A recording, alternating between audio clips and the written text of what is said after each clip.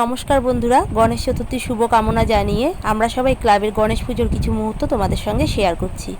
আগের দিন সবাই মিলে গণেশজিকে আনতে চলে গেছিলাম যশোর রোডে। এই যে সবাই দাঁড়িয়ে অপেক্ষা করছি। পালবাড়ির থেকে গণেশজিকে আসতে একটু দেরি হচ্ছিল, তাই আমরা এখানে দাঁড়িয়ে অপেক্ষা করছিলাম। অবশেষে গণেশজি এসে নিয়ে আসা হয়েছে গণেশজিকে। এবার আমরা আস্তে আস্তে আমাদের পুজো মণ্ডপের দিকে এগিয়ে যাব।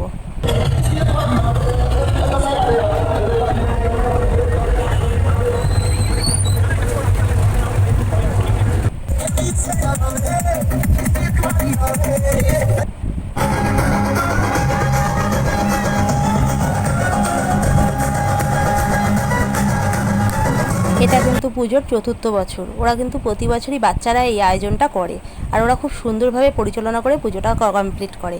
দেখো, আমরা প্রতিমা নিয়ে চলে এসেছি, এবং যেহেতু খুব বড় ঠাকুর, তাই পালবাড়ি থেকেই দাদা ভাইরা এসে আমাদেরকে সহযোগিতা করেছে আর মূর্তিটাকে সুন্দরভাবে সেট করে দিয়ে গেছে। এবার আমাদের বরণের পর্ব শুরু হয়েছে, তাই এই যে সবাই মিলে বরণ করছি। বরণ করা হয়ে গেছে, এখন পরের দিন আমাদের ভোগের প্রস্তুতি করা হচ্ছে। আমরা বাবাকে একটু অন্নভোগ দিই, তাই এইদিকে পোলাও, আলুর দম, লুচি, সুজি, পায়েস এগুলো তৈরি করা হচ্ছে। আর ওইদিকে আমিও আমার বোন মিলে বাইরের দিকে পুজোটুগুলো সব ফল টলগুলো কেটে গুছিয়ে নিচ্ছিলাম। তা বাবা মোদক ভালোবাসে সেটা আমরা সবাই জানি, তাই এই মোদকটা আনা হয়েছে বাবার হাতে দেওয়ার জন্যে। আর আমরা এই যে গোছ গাছের পর্ব চলছে, আর যে মোদক বানানো হয়েছে ছোট ছোট লাড্ডু মোদকগুলো, সেগুলো কিন্তু আমার বোন বানিয়েছে। খুব সুন্দর হয়েছিল মোদকগুলো। আর এদিকে পুরোহিত মশাই চলে এসছে, পুজোয় বসে গেছে, পুজো হচ্ছে এদিকে।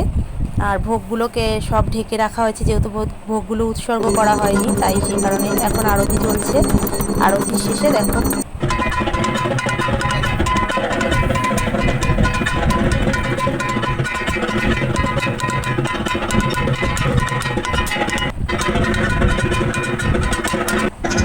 কমিটির ছেলেরা কিন্তু খুব সুন্দরভাবে আরতি করে বাবাকে সন্তুষ্ট করেছে। এবার যজ্ঞ করার পরে আমাদের পুজো সমাপ্তি হবে।